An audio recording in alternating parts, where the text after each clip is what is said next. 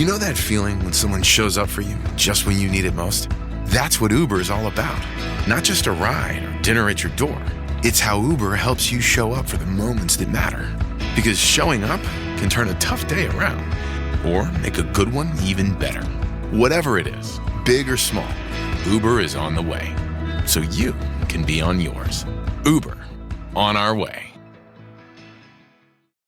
Ryan Reynolds here from Mint Mobile. I don't know if you knew this, but anyone can get the same premium wireless for $15 a month plan that I've been enjoying. It's not just for celebrities. So do like I did and have one of your assistants switch you to Mint Mobile today.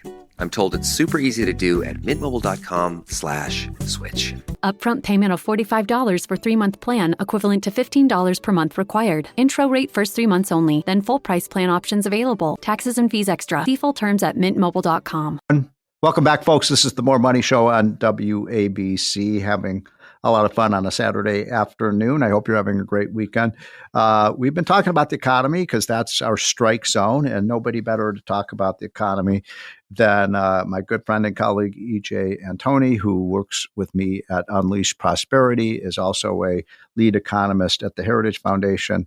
You see him on Fox and Fox Business News all of the time. EJ, thanks for joining. Oh, Steve, thank you for having me again. My pleasure. So I wanted to talk about some of the economic reports that came out this week. Well, let's start with the most recent one, which was the jobs report, which was certainly stronger than any of the jobs reports we've seen in a while. I was struck by the fact that we had a record number of Americans working, a 400,000 person increase in the number of people in the labor force and have jobs. I was kind of shocked because I thought there'd be a pullback in jobs because of the tariffs. Maybe the effect hasn't been felt yet. What are your thoughts about this latest jobs report? Well, Steve, I think you're right, definitely right in the fact that a lot of the effect has not been felt yet.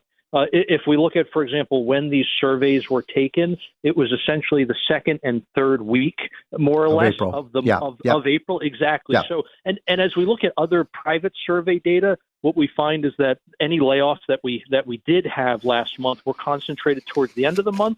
But even still, you're right. It was a good overall number. Even after you factor in the downward revisions to previous months, you were still right in line with expectations. And when we look at the internals of the report, we do find some good news, like what you were saying, how we have more Americans entering the labor force. We also have about 300,000 Americans who had previously left the labor force come back in. So that's a big deal. Good. Right. And they're coming in and finding jobs. It's not like they're starting to look for work, but they can't find any yet. They're actually finding jobs. And the job gains are pretty widespread. Full-time employment went up. Part-time employment went up.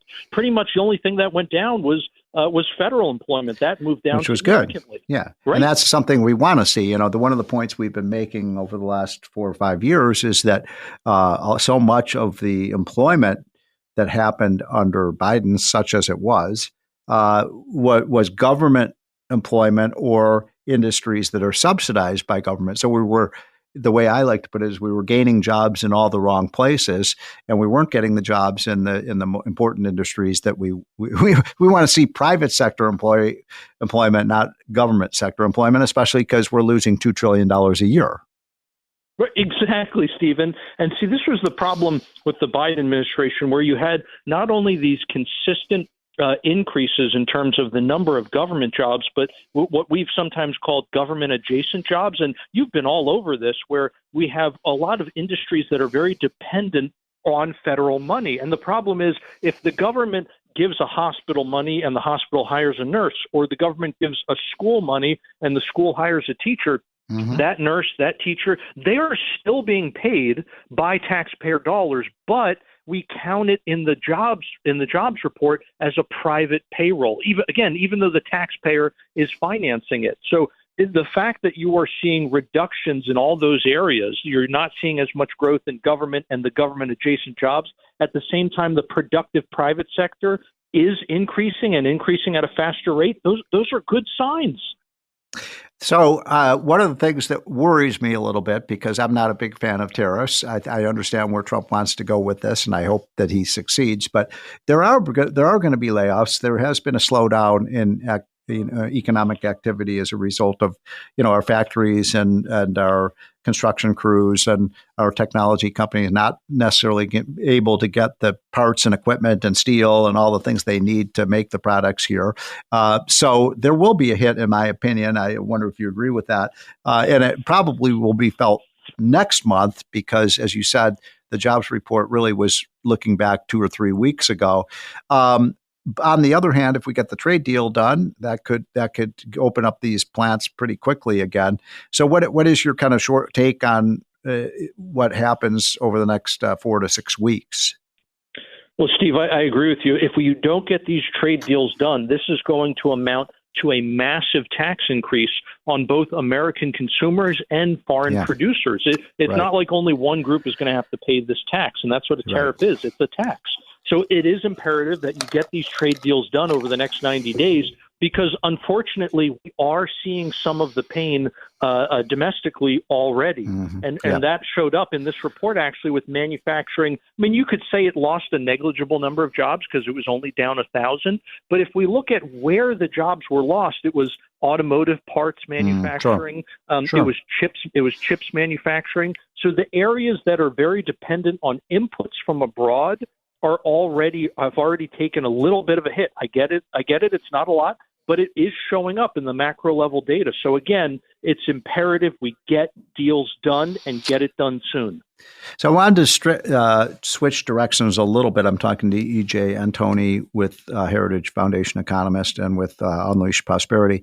I'm just frustrated by some of these headlines in just the last couple of days in the Wall Street Journal and other papers about these savage cuts in the budget that Republicans are talking about.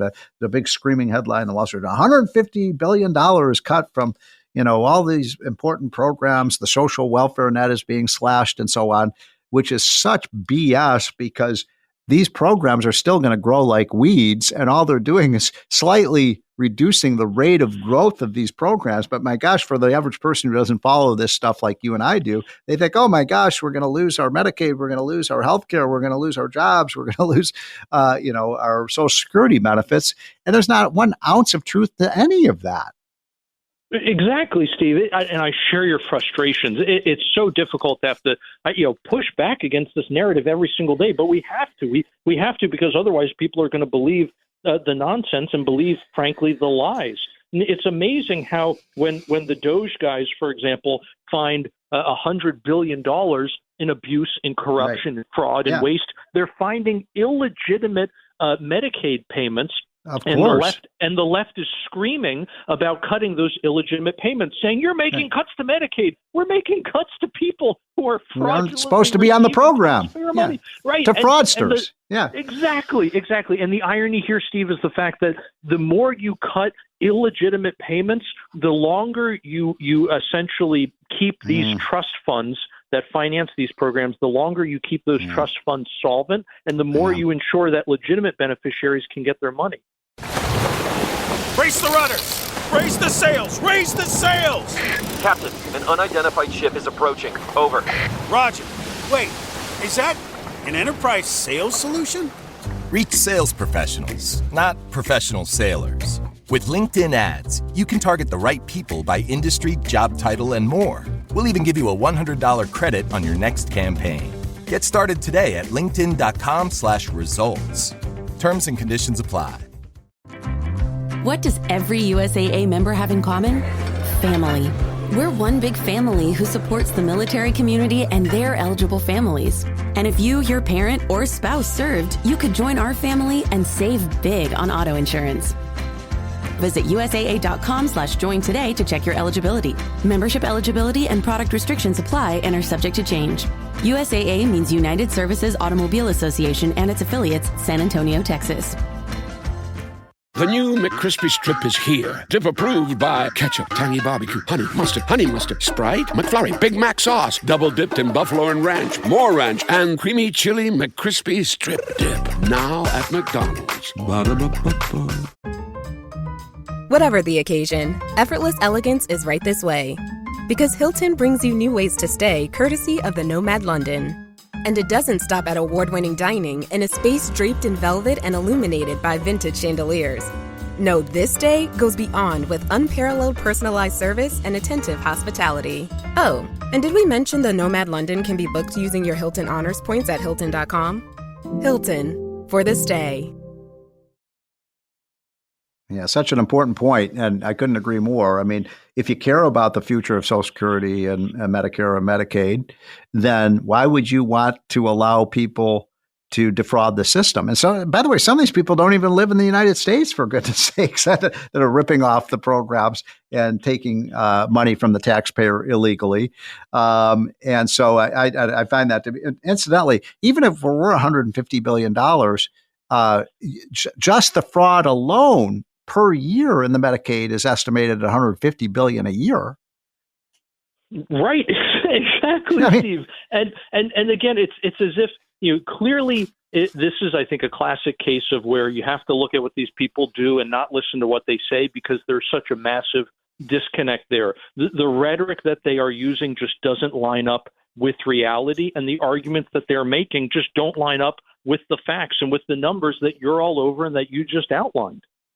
One last question, EJ, and then I will let you go. We've got now some Republicans who say they want to raise tax rates. The Democrats keep saying they want to raise taxes on the rich. We had an item in the hotline the other day that showed that if you take all the taxes paid by even the top, basically the billionaires, the people who make over $100 million and the billionaires, that their effective tax rate, when you take into account all the taxes, is 40 to 50%. That I think most Americans have no idea that. I think they probably think they pay 4 to 5%. No, they're paying 40 to 50% when you take into account the business taxes, the property taxes, the payroll tax, all the stuff that are paid. Many of these are, most of them are business owners. So I don't think reality and perception are at all aligned here. No, not at all. I don't think people have a good concept, Steve, to your point, of just how big government has gotten, how much it invades their lives, and how much it makes everything more expensive. Folks don't understand because when you buy something, when you buy the gallon of milk at the grocery store, or your dozen eggs, your loaf of bread, you buy a package of ground beef, whatever the case may be. When you go to checkout, you don't get to see a line item breakdown of here's how much of the corporate income tax is being passed on to you. Here's how much the regulatory burden is being passed on to you. The consumer doesn't get to see, unfortunately, how much big government costs them. Well, that's why I actually kind of like the idea of these companies telling people how much the prices are going to go up because of the tariffs. Now, I know that was very controversial, but Amazon and Shein and some of these companies were saying, look, we're going to tell you what you're paying in taxes. I think people should see on the receipts how much of the cost of the things they buy is attributable to the taxes that are imposed. But Steve, then I also want them to put on there how much the price has gone up because of inflation. Right. I want them to also say, look, the trillions that Biden spent, here's what it's costing you, because people just don't know. Yeah. Great point. EJ Antoni, thanks so much. You're one of the best economists in the country. Appreciate you carving up some time on this Saturday afternoon to talk to us. Folks, we'll be right back. This is the More Money Show.